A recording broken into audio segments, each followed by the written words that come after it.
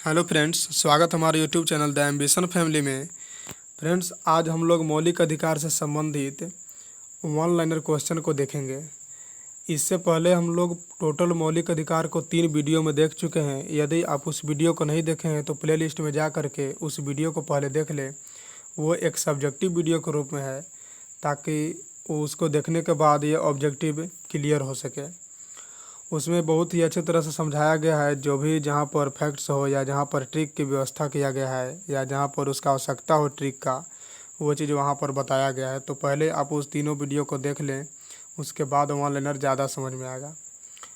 तो चलिए शुरू करते हैं। फर्स्ट क्वेश्चन कहता है कि मौलिक अधिकार संविधान के किस भाग में वर्णन है? तो भाग 3 में दिया गया है। उसमें भी हम लोग बताए थे कि भाग 3 में है, कहाँ से कहाँ तक अनुच्छेद है, तो अनुच्छेद 12 से लेकर के 35 तक है। और ये मौलिक अधिकार अमेरिका के संविधान से लिया गया है। तो फर्स्ट क्वेश्चन से हम लोग को 3 को इतना जानकारी मिल जाता है कि कहाँ से लिया गया है, तो अमेरिका से लिया गया है। किस भाग में है, तो भाग 3 में है। किस अनुच्छेद से लेकर किस अनुच्छेद तक है, तो अनुच्छेद 12 से लेकर के अनुच्छेद 35 तक है। तो फर्स्ट क्वेश्चन से इतना जानकारी मिलता है। भारत के संविधान का भाग 3 संबंधित है, तो मूल अधिकार से, ये तो हो गया। थर्ड क्वेश्चन कह रहा है कि मूल अधिकारों को सर्वप्रथम किस देश में संवैधानिक मान्यता प्रदान की गई थी? अभी बोले संयुक्त राज्य अमेरिका से लिया गया था, इसलिए अमेरिका में सबसे पहले इसका संवैधानिक मान्यता प्राप्त हुआ था। फोर्थ क्वेश्चन है, संविधान के मौलिक अधिकारों का वर्णन है। अभी बोले कि संविधान के मौलिक अधिकार जो है भाग 3 में है, अमेरिका के संविधान से लिया गया है, और उसका वर्णन अनुच्छेद 12 से लेकर के कहाँ तक है, तक है। फिर बोलता है कि डॉक्टर भीमराव अंबेडकर ने संविधान के किस भाग को सर्वाधिक आलोकित भाग कहा है? तो डॉक्टर भीमराव अंबेडकर ने मौलिक अधिकार भाग 3 को सर्वाधिक आलोकित कहा है। तो किस भाग को कहा है? तो भाग 3 को, जिसमें मौलिक अधिकार आता है। छठा नंबर क्वेश्चन कहता है कि मूल अधिकार मूल कहलाते हैं। मूल अधिकार मूल कहलाते हैं, क्यों?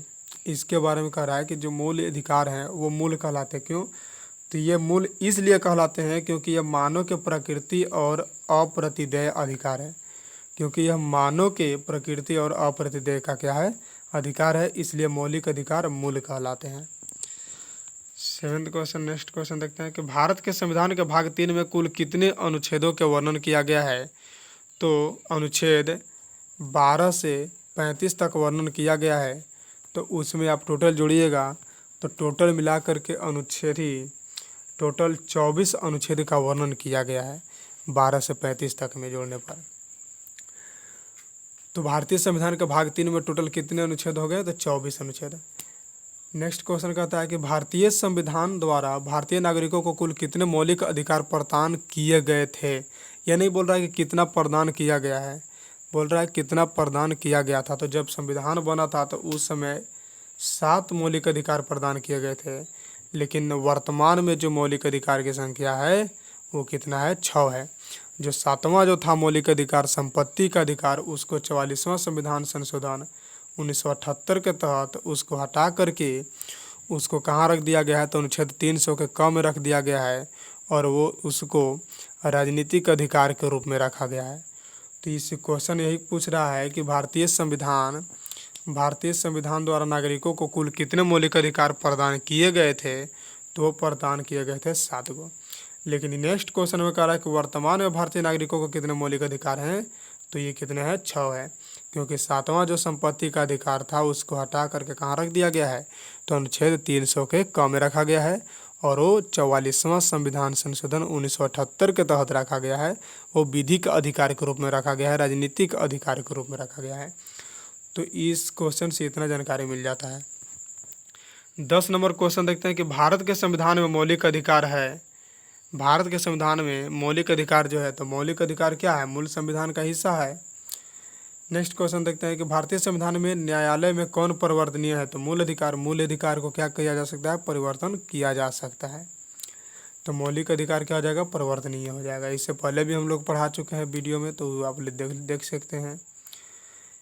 नेक्स्ट क्वेश्चन है कि मौलिक अधिकारों का निलंबन कौन कर सकता है? तो राष्ट्रपति यदि चाहे तो मौलिक अधिकार को निलंबित कर सकता है।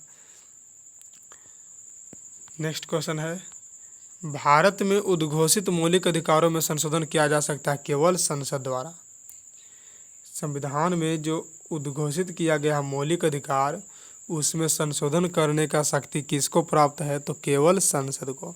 अब संसद में कौन कौन आता है? तो संसद में राष्ट्रपति, राज्यसभा और लोकसभा, तो ये तीनों को मिलाकर के संसद बनता है। तो संविधान में जो मौलिक अधिकार उद्घोषित किया गया है उसमें यदि संशोधन करने की बात हो तो कौन कर सकता है? संसद कर सकता है। तो इस क्वेश्चन से इतना जानकारी मिलती है। भारतीय नागरिकों को प्रदान किए गए मूल अधिकारों को क्या किया जा सकता है? निलंबित किया जा सकता है। इससे पहले भी हम लोग पढ़े हैं। कौन से मामले उच्च न्यायालय तथा उच्चतम न्यायालय की अधिकारिता में आता है? कौन सा जो मामला है वह उच्च न्यायालय और उच्चतम न्यायालय के अधिकार क्षेत्र में आता है? तो वही मौलिक अधिकार का प्रवर्तन। जब कोई मौलिक अधिकार को हनन करता है तो उसको उच्च या उच्चतम न्यायालय में क्या किया जाता है? सुनवाई किया जाता है। तो मूल अधिकार का प्रवर्तन हो गया। भारतीय संविधान के अंतर्गत मूल अधिकारों का संरक्षक कौन है? तो अब इसमें आ गया कि भारतीय संविधान है उसके अंतर्गत जो मौलिक अधिकार है उसका संरक्षण कौन होता है? तो उसका संरक्षक होता है न्यायपालिका। न्यायपालिका क्या होता है? संरक्षक होता है। नेक्स्ट है, मौलिक अधिकारों के निलंबन का आदेश कौन दे सकता है? तो राष्ट्रपति। मौलिक अधिकारों के निलंबन का आदेश दे सकता है कौन? राष्ट्रपति दे सकता है। लेकिन इसमें संशोधन कौन कर सकता है? तो संसद कर सकता है। नेक्स्ट है कि मूल अधिकारों पर आवश्यक प्रतिबंध लगाने का अधिकार किसको प्राप्त है? तो संसद को। सब एक ही क्वेश्चन घुरा फिरा कर पूछ रहा है। आवश्यक प्रतिबंध लगा सकता है या संशोधन कर सकता है, ये सभी के सभी संसद है। या निलंबित कौन करेगा? तो राष्ट्रपति। देखिए, निलंबित कौन करेगा? तो राष्ट्रपति। आवश्यक प्रतिबंध लगाएगा या संशोधन करेगा, ये दोनों चीज़ किसके हक में है? तो संसद के हक में है। मौलिक अधिकारों का प्रमुख उद्देश्य है व्यक्तिगत स्वतंत्रता को सुनिश्चित करना। मौलिक अधिकार जो है वो दिया गया ही है नागरिक के लिए, नागरिक के अधिकार के लिए। तो व्यक्तिगत, नागरिक मतलब व्यक्ति, तो व्यक्तिगत स्वतंत्रता को क्या करना? सुनिश्चित करना। नेक्स्ट है, मूल अधिकारों को प्रवर्तित करने की शक्ति किसको प्राप्त है? तो मूल अधिकारों को प्रवर्तित करने की शक्ति उच्चतम और उच्च न्यायालय दोनों को है, अभी तो पढ़ें। 21 नंबर क्वेश्चन कहता है कि भारतीय संविधान में प्रदत्त मूलभूत अधिकारों को निलंबित कौन कर सकता है? तो राष्ट्रपति। निलंबित कौन कर सकता है? राष्ट्रपति। संशोधन कौन कर सकता है? तो संसद। 22 नंबर बोलता है कि समानता का अधिकार भारतीय संविधान के किन 5 अनुच्छेदों में दिया गया? देखिए, हम लोग जब मौलिक अधिकार पढ़े थे तो उसमें हम लोग पढ़े थे कि मौलिक अधिकार जो है टोटल 12 से लेकर के 35 तक है। उसमें सबसे पहले हम लोग पढ़े थे समता या समानता का अधिकार, जो अनुच्छेद 14 से 18 तक था। ठीक है, तो 14 से 18 तक हम लोग पढ़े थे। फिर स्वतंत्रता का अधिकार पढ़े थे 19 से 22। तो इसी में है कि समता का अधिकार, तो समता का अधिकार कितने हम लोग पढ़े थे? 14 से 18 में। तो क्या हो जाएगा? 14। ये हो गया।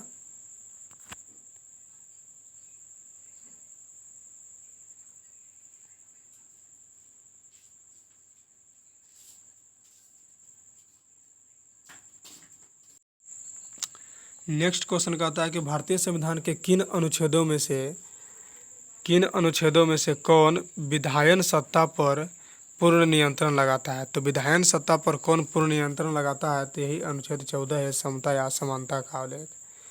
अनुच्छेद नेक्स्ट क्वेश्चन बोलता है 24 नंबर बोलता है कि भारतीय संविधान की प्रस्तावना में प्रयुक्त समाजवाद शब्द को किस अनुच्छेद या अनुच्छेदों के साथ मिलाकर पढ़ने से सर्वोच्च न्यायालय को समान कार्य के लिए समान वेतन का मौलिक अधिकार परिभाषित करने की शक्ति प्राप्त होती है?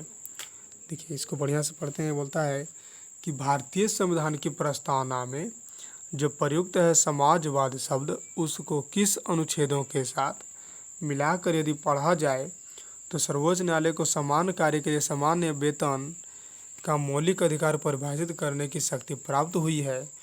तो वो है 14, 15 और 16 तीनों। ये है। 25 नंबर क्वेश्चन बोलता है कि विधि के सामने समानता का अधिकार है। विधि के सामने समानता का अधिकार क्या है? तो नागरिक अधिकार है। विधि के सामने समानता का अधिकार क्या है? तो नागरिक अधिकार। अस्पृश्यता का उन्मूलन हम लोग बताया था अनुच्छेद 17 में है, और उपाधि का अंत अनुच्छेद 18 में है। तो अस्पृश्यता बोल रहे हैं तो अनुच्छेद 17। और नेक्स्ट है कि भारतीय संविधान के कौन से अनुच्छेदों में किसी भी रूप में अस्पृश्यता, ये भी अस्पृश्यता है, तो अनुच्छेद कितना हो जाएगा 17। उपाधि बोलेगा तो अनुच्छेद 18 हो जाएगा। आइए गया, संविधान के किस अनुच्छेद के प्रावधानों के अंतर्गत भारत सरकार द्वारा भारत रत्न, पद्म विभूषण आदि अलंकरण प्रदान किया जाता है? तो ये सब क्या है, भारत रत्न हो गया या पद्म विभूषण हो गया, ये सभी एक प्रकार का उपाधि है। तो ये सभी के सभी अनुच्छेद कितने में हो जाएंगे, 18 में। 1995 में पारित अस्पृश्यता अपराध अधिनियम को वर्तमान में किस नाम से जाना जाता है? तो सिविल अधिकार संरक्षण अधिनियम। क्या जाना जाता है? सिविल अधिकार संरक्षण अधिनियम। कहता है कि 1995 में पारित अस्पृश्यता अपराध अधिनियम को वर्तमान में किस नाम से जाना जाता है? तो जब 1995 में अस्पृश्यता अपराध अधिनियम हुआ था तो उसको अब सिविल अधिकार संरक्षण अधिनियम के नाम से जाना जाता है। धर्म, नेक्स्ट है धर्म आदि के आधार पर विभेद का प्रतिषेध भारत के संविधान के अनुच्छेद 15 में है। एक मूल अधिकार है जिसे किसके अधीन वर्गीकृत किया जाएगा? तो देखिए, सबसे पहले तो हम लोग जब मौलिक अधिकार पढ़े थे तो अनुच्छेद 12 से 35 तक, ये बार बार बोल रहा हूँ ताकि बहुत पूछता है, इसको याद करना जरूरी है। 12 से 35 इसमें भी हम लोग कई छोटे छोटे इसको पार्टों में बांटा था। पहला जो हम लोग पढ़े थे समता या समानता का, जो अनुच्छेद 14 से 18 तक था। दूसरा स्वतंत्रता का था। फिर उसके बाद बेगारी वाला था। तो ये बोल रहा है धर्म के आधार पर विभेद करना, यानी भारत के संविधान के अनुच्छेद 15। तो जब बताइए कि जब पहला था समता या समानता को लेकर अनुच्छेद 14 से लेकर 18, तो कहीं ना कहीं इसी के बीच अनुच्छेद 15 है। तो अनुच्छेद जब 15 इसी के बीच है और ये है समता का अधिकार, तो अनुच्छेद 15 क्या हो जाएगा, समता का अधिकार में हो जाएगा। तो ये समता का अधिकार में हो गया। किन अनुच्छेदों में कौन वर्ग में आता है? किन अनुच्छेदों में कौन भिन्न वर्ग में आता है? भिन्न वर्ग में आता है अनुच्छेद 19, क्योंकि इसमें 6 प्रकार की स्वतंत्रता दिया गया है। ठीक है। चेन्नई राज्य बनाम चंबकम दुरायराजन मुकदमे में भारतीय सर्वोच्च न्यायालय के निर्णय के परिणाम स्वरूप किस मौलिक अधिकार को संशोधित किया गया था? तो भेदभाव के विरुद्ध के अधिकार को। एक चेन्नई में बैठक हुआ था, मुकदमा चलाया गया था चेन्नई राज्य बनाम, एक चेन्नई राज्य था और दूसरी तरफ से चंपकम दुरायराजन मुकदमे भारतीय सर्वोच्च न्यायालय के निर्णय के परिणाम स्वरूप यह भेदभाव के जो विरुद्ध अधिकार था उसको समाप्त कर दिया गया या उसे संशोधित किया गया। 33 नंबर बोलता है कि भारत में समाचार पत्रों का अस्वतंत्रता है।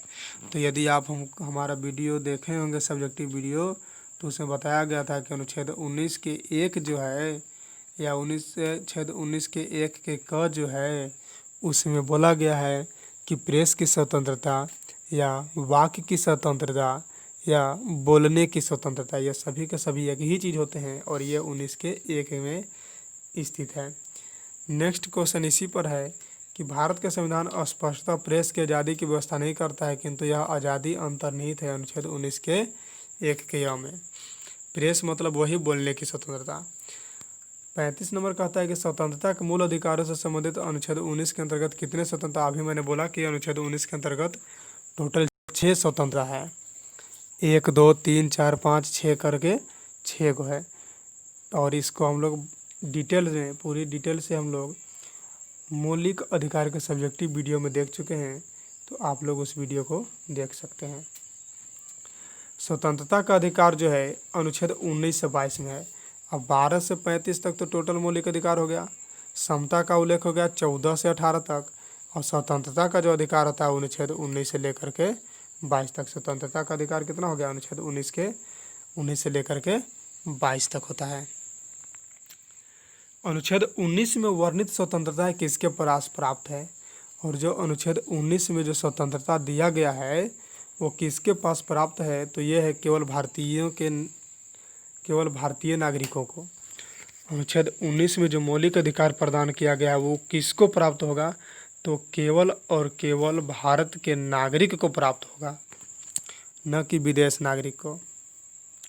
भारतीय संविधान के अनुच्छेद 21 किसके विरुद्ध संरक्षण प्रदान करता है? अब देखिए, अब भारतीय संविधान के अनुच्छेद 21 जो है किसके विरुद्ध संरक्षण प्रदान करता है? तो यह है कार्यपालिका तथा विधायिका दोनों के विरुद्ध।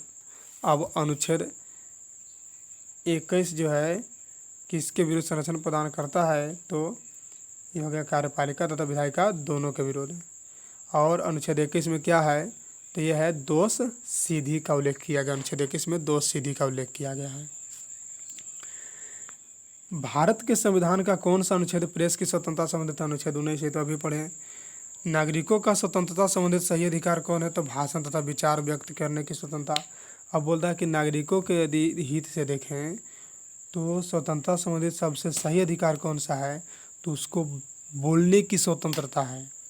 सबसे अहम बात है कि उसे बोलने की स्वतंत्रता है। वो कुछ भी बोल सकता है, अपना विचार रख सकता है। तो ही बोलने या अपना विचार अभिव्यक्त करने की स्वतंत्रता है। प्रेस की स्वतंत्रता किस अधिकार में निहित है? प्रेस मतलब बोलना, बोलना मतलब भाषण देना, तो भाषण की स्वतंत्रता में शामिल है। भारतीय संविधान का कौन सा अनुच्छेद व्यक्ति के विदेश यात्रा के अधिकार को संरक्षण प्रदान करता है? तो अनुच्छेद 21।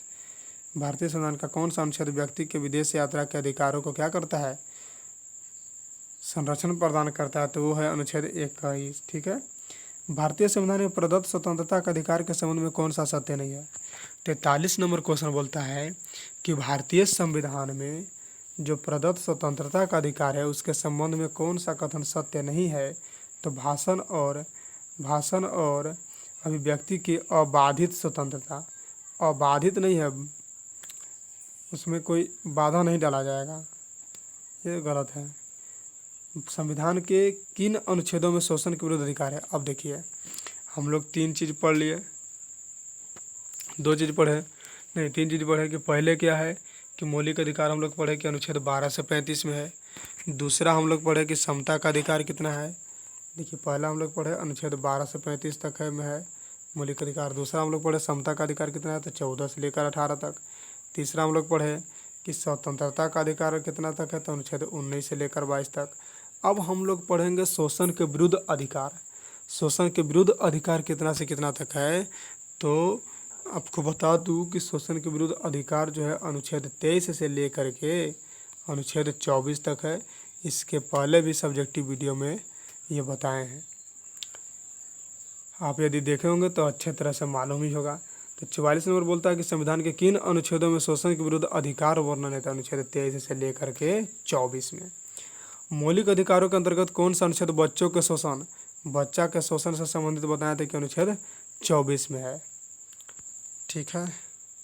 अनुच्छेद 24 में बोल रहा है कि 6 से 14 वर्ष के बच्चों को कल कारखाने में काम नहीं करने देना है, तो वही शोषण के विरुद्ध अधिकार हो गया, बच्चों के शोषण के विरुद्ध अधिकार, तो अनुच्छेद 24 में हो गया।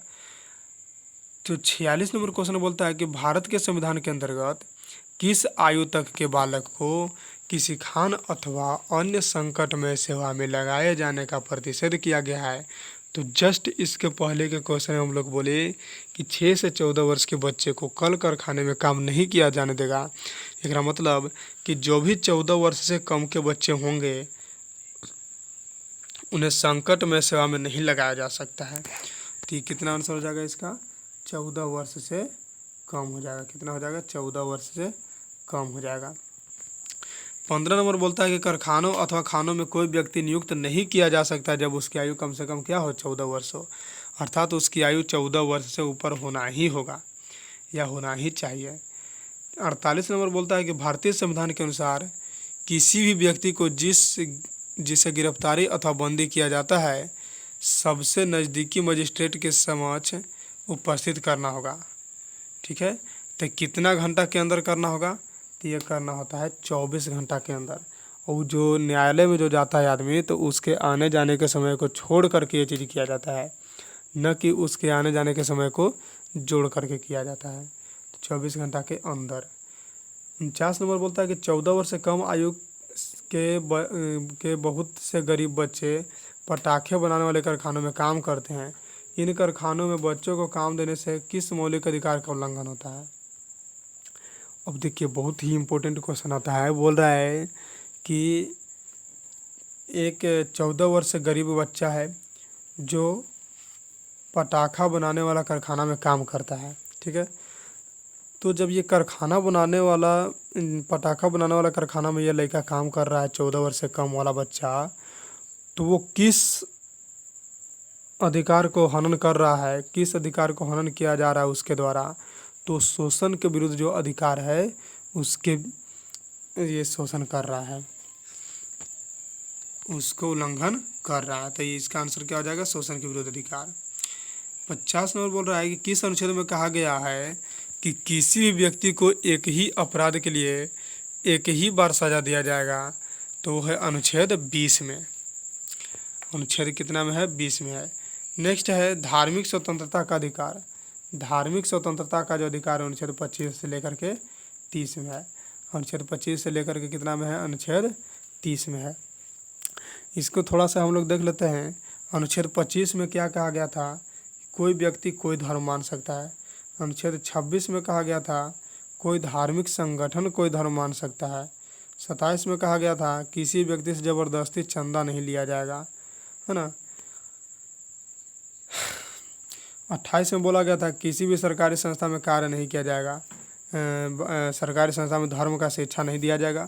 29 में क्या बोला गया था? तो अल्पसंख्यक के हित का संरक्षण किया गया था, अर्थात वह भाषा, लिपि, ये सब का अपना रक्षा स्वयं कर सकता है। और अनुच्छेद 30 में कहा गया था कि कोई भी अल्पसंख्यक भारत के किसी भी स्थान में जा कर के अपना शिक्षण संस्थान खोल सकता है, इसके लिए वह स्वतंत्र है। तो ये हो गया धार्मिक स्वतंत्रता का अधिकार, सभी के सभी धर्म से जुड़े हुए हैं। तो ये कितने से कितने हो गया? अनुच्छेद 25 से लेकर अनुच्छेद 30 तक। तो भारतीय संविधान के अनुच्छेद 25 का संबंध देखिए। अब सब लोग बार बार सब पूछ रहा है कि भारतीय संविधान के अनुच्छेद जो 25 है उसका संबंध किससे है? तो धर्म की स्वतंत्रता से है। संविधान के किस अनुच्छेद द्वारा सिखों द्वारा कृपाण धारण करना आर्थिक स्वतंत्रता का अंग माना गया है? बोलता है कि संविधान के किस अनुच्छेद द्वारा सिखों द्वारा कृपाण धारण करना धार्मिक स्वतंत्रता का अंग माना गया? तो अनुच्छेद 25। अनुच्छेद 25 इसलिए है क्योंकि इसी में कहा गया कि कोई व्यक्ति हो, चाहे वह किसी भी धर्म का हो, वह कोई भी धर्म मान सकता है, उसको मानने के लिए वह बाध्य है। तो ये कहीं ना कहीं अनुच्छेद 25 की ओर इशारा कर रहा है, तो इसलिए अनुच्छेद 25 हो जाएगा। संविधान के किन अनुच्छेदों के अंतर्गत अल्पसंख्यकों को अपनी संस्कृति, संरक्षण तथा अपनी पसंद शिक्षा संस्थाओं की स्थापना एवं संचालन अधिकार को मान्यता प्रदान किया गया था? अनुच्छेद 29 और 30 में। भारतीय संविधान का कौन सा अनुच्छेद अल्पसंख्यकों को अपनी मनपसंद शिक्षण संस्थाओं को स्थापित तथा संचालित करने का अधिकार देता है? तो ये बोले कि अनुच्छेद 29 में है। अनुच्छेद 29 में क्या है कि वह अपनी भाषा, लिपि, ये सब का रक्षा कर सकता है। लेकिन अनुच्छेद 30 में बोलता है कि अल्पसंख्यक कहीं भी भारत के किसी भी स्थान पर शिक्षण संस्थान खोल सकता है। तो इसका आंसर क्या हो जाएगा? अनुच्छेद 30 हो जाएगा, क्योंकि इसमें बोल रहा है स्थापित या संचालित करने की बात बोल रहा है।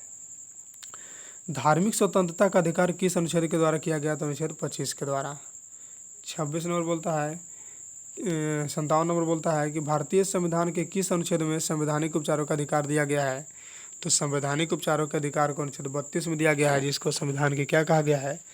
आत्मा कहा गया है, या संविधान की कुंजी भी कहा जाता है।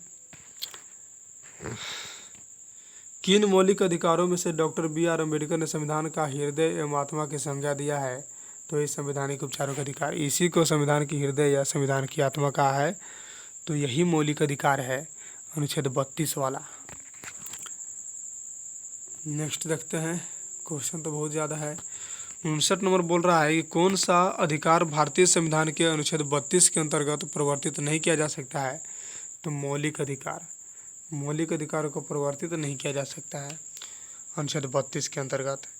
व्यक्तिगत स्वतंत्रता के लिए कौन सी रिट याचिका दायर की जा सकती है? तो ये बहुत ही इम्पोर्टेंट है और अलग भी, इसको आप डायरेक्ट याद कर सकते हैं, हेबियस कार्पस। Habeas corpus. तो व्यक्तिगत स्वतंत्रता के लिए कौन सी रिट याचिका दायर की जा सकती है? तो हेबियस कार्पस।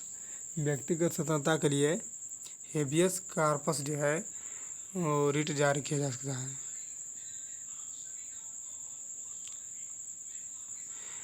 61 नंबर बोलता है कि कौन व्यक्ति स्वतंत्रता से संबंधित है? तो बंदी, प्रत्यक्षी, करण, है ना। कौन व्यक्तिगत स्वतंत्रता से संबंधित होती है? बंदी प्रत्यक्षीकरण, क्योंकि उसे बंदी बना लिया जाता है तो उसको यदि यह लगता है कि उसे मनमाने ढंग से बंदी बनाया गया है तो वो इसका सवाल कर सकता है। तो इसीलिए इसको कहा गया है व्यक्तिगत स्वतंत्रता। बंदी प्रत्यक्षीकरण या याचिका क्या है? तो निरुद्ध व्यक्ति या हितबद्ध व्यक्ति दोनों द्वारा लिखी गई जा सकती है।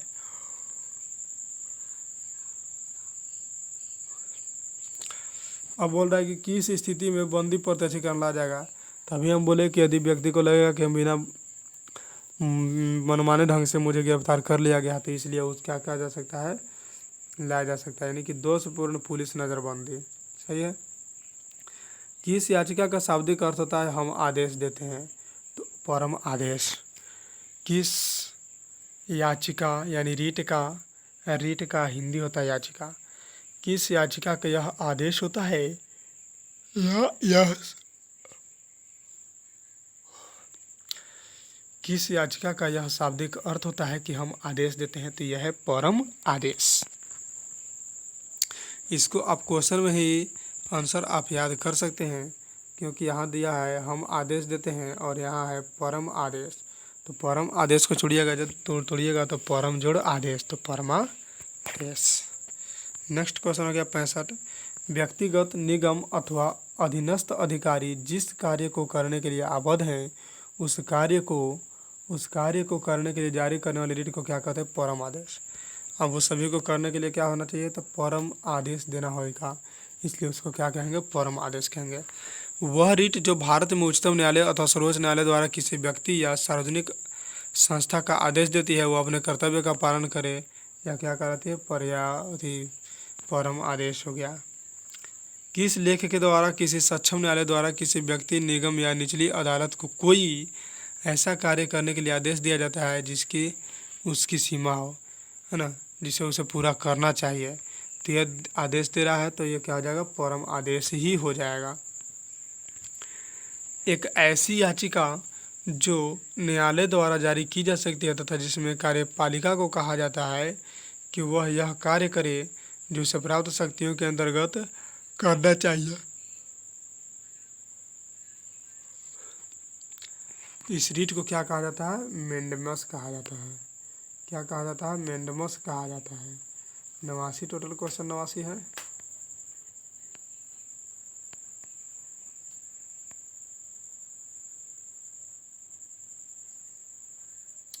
चलिए यहाँ तक हो गया। अब नेक्स्ट क्वेश्चन बोल रहा है कि किस याचिका के अधीन किसी कर्मचारी को ऐसे कार्यवाही करने से रोका जा सकता है जिसके लिए सरकारी तौर पर वह हकदार नहीं है? तो अधिकार परीक्षा। यदि कोई व्यक्ति ऐसा कार्य कर रहा है जो उसके अधिकार क्षेत्र से बाहर है तो अधिकार परीक्षा लेख जारी करके उससे यह पूछा जाता है कि जो आप काम कर रहे हैं वो आपके अधिकार क्षेत्र का है भी या नहीं। यदि है तो ठीक है और नहीं है तो उसके द्वारा किया गया कार्य मान्य नहीं होगा। न्यायालय द्वारा जारी किए गए परम आदेश के बाद न्यायालय द्वारा जारी किए गए परम आदेश के माध्यम से क्या होता है? तो किसी व्यक्ति या संस्था को उनके सार्वजनिक दायित्वों या कर्तव्यों को पालन करने के लिए क्या हो जाता है? जारी किया जाता है। संपत्ति का अधिकार को 44 संशोधन 1978 के तहत तो बहुत बार हमने बका। संपत्ति का अधिकार कानूनी अधिकार के रूप में क्या है ये भी पढ़ा दिए। 44वें संविधान संशोधन विधेयक द्वारा मौलिक अधिकार को सामान्य वैधानिक अधिकारी बन गया संपत्ति का अधिकार। जहाँ 44वां संशोधन दिया संपत्ति का अधिकार आएगा। संविधान के मूल अधिकारों को किस संवैधानिक संशोधन अधिनियम द्वारा समाप्त किया गया? तो 44, क्योंकि इसमें संपत्ति को हटाया गया था। भारतीय संविधान के अनुसार संपत्ति का अधिकार क्या है? तो विधिक अधिकार है, ये भी सही है, ये सभी हम लोग पढ़े हैं। संपत्ति के अधिकार को मूल अधिकारों की श्रेणी से हटाकर किस अनुच्छेद में रखा गया? तो अनुच्छेद 300 के कम है, ये भी हम लोग अभी जस्ट पढ़ चुके हैं। मत देने का अधिकार होता है केवल एक नागरिक अधिकार। मत देने का जो अधिकार है वो कौन सा अधिकार है? तो एक नागरिक अधिकार है। किस वाद ने संसद को मौलिक अधिकारों में संशोधन का अधिकार दिया? तो केशवानंद भारतीवाद। किस वाद ने संसद को किस वाद ने संसद को मौलिक अधिकारों में संशोधन करने का अधिकार दिया? तो वह है केशवानंद भारतीवाद। 79 नंबर बोलता है कि वर्तमान समय में भारतीय संविधान के अंतर्गत संपत्ति का अधिकार क्या है? तो एक वैधानिक अधिकार, एक कानूनी अधिकार है। ठीक है। नेक्स्ट बोलता है कि 6 वर्ष की आयु से 14 वर्ष की आयु के बीच बच्चों की शिक्षा का अधिकार किसको है? तो मूल अधिकार है। 6 से 14 वर्ष का जो बच्चा है ना, शिशु, उसको शिक्षा का अधिकार क्या है? मूल अधिकार। उसको मौलिक अधिकार है कि उसे शिक्षा कराना ही होगा। संविधान के अंतर्गत बंदी प्रत्यक्षीकरण समादेश जारी करने का अधिकार किसके पास नहीं थे? तो उच्च और उच्चतम न्यायालय। और संविधान में जितने भी प्रकार के बंदी प्रत्यक्षीकरण होते हैं वो उच्चतम न्यायालय या उच्च न्यायालय दोनों में से कोई भी जारी कर सकता है। भारतीय संविधान का कौन सा अनुच्छेद अस्पृश्यता था? अस्पृश्यता आ गया था 17 माह, इसमें कुछ पढ़ना ही नहीं है। मौलिक अधिकारों को लागू करने के लिए रिट जारी की जाती है उच्चतम न्यायालय द्वारा। और मौलिक अधिकार को लागू करने के लिए जो रिट जारी किया जाता है वो किसके द्वारा जारी किया जाता है? तो जारी किया जाता है उच्चतम न्यायालय। किसी अर्ध न्यायिक या सार्वजनिक अधिकारों की अधिकारी की अपनी अनिवार्य कर्तव्य के लिए मजबूर करने के उद्देश्य से उच्चतम न्यायालय कौन सा रिट जारी करती है? तो परम आदेश जारी करती है। संविधान के अनुच्छेद 17 और 18 में क्या है? सामाजिक समता की।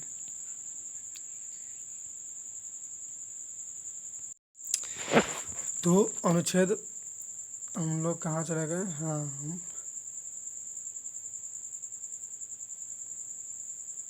यहाँ थे। तो अस्पृश्यता कानून तो अनुच्छेद 17 में हो गया। कौन जारी रिट जारी कर सकता है? हाई कोर्ट, सुप्रीम कोर्ट हो गया। किसी अर्ध न्याय के भी हो गया परमदेश। अनुच्छेद 17 और 18 व्यवस्था संबंधित सामाजिक समानता से, ये भी हो गया।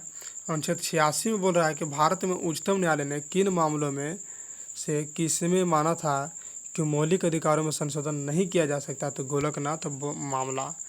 गोलकनाथ मामला में उच्चतम न्यायालय ने माना था कि मौलिक अधिकारों में संशोधन नहीं किया जा सकता है। और 87 नंबर क्वेश्चन बोलता है कि मौलिक अधिकारों में संशोधन करने में कौन सक्षम है? तो संसद। संसद है, संशोधन है। संसद है तो संशोधन है, ये चीज़ याद रखिए। संशोधन संसद, संसद है तो संशोधन है। ठीक है। 88 नंबर बोलता है कि भारतीय नागरिकों के मौलिक अधिकारों के युक्त प्रतिबंधों को आरोपित करने की शक्ति किसके पास है? तो संसद के पास है। संसद है तो संभव है, या संसद है तो संशोधन है। और 89 क्वेश्चन बोलता है कि किसी कैदी को न्यायालय के समक्ष प्रस्तुत करवाने के लिए किस रिट की आवश्यकता होती है? तो बंदी प्रत्यक्षीकरण के। बंदी प्रत्यक्षीकरण में भी मान लीजिए कोई गिरफ्तार कर लिया गया तो वो तो गिरफ्तारी का कारण पूछेगा ही। तो ये सभी के सभी बंदी प्रत्यक्षीकरण में सबका उल्लेख मिलता है। तो ये आज का मेरा जो टॉपिक था मौलिक अधिकार से संबंधित वन लाइनर क्वेश्चन को देखना, वो पूरी तरह से कंप्लीट हुआ। टोटल 89 क्वेश्चन था और उम्मीद करते हैं बहुत अच्छे तरह से आप लोग के समझ में आया होगा। और इससे पहले जो हम लोग 3 को वीडियो बनाए थे वो 3 को वीडियो यदि आप देख लें तो इसमें 99% क्वेश्चन आप लोग का सही होगा, क्योंकि उसमें बताया गया है ही सही होने के लिए, सही तरीके से सही होने के लिए बताया गया है। तो यदि आप उस वीडियो को नहीं देखे तो प्लीज़ आप जा करके उस वीडियो को देख लें, और उसमें उसका उस सभी का वीडियो प्लेलिस्ट में उपलब्ध है। तो उम्मीद करता हूँ आज का ये सेशन अच्छा लगता होगा। यदि अच्छा लगा है तो लाइक, कमेंट और सब्सक्राइब करें और दोस्तों के साथ शेयर करें। Thank you.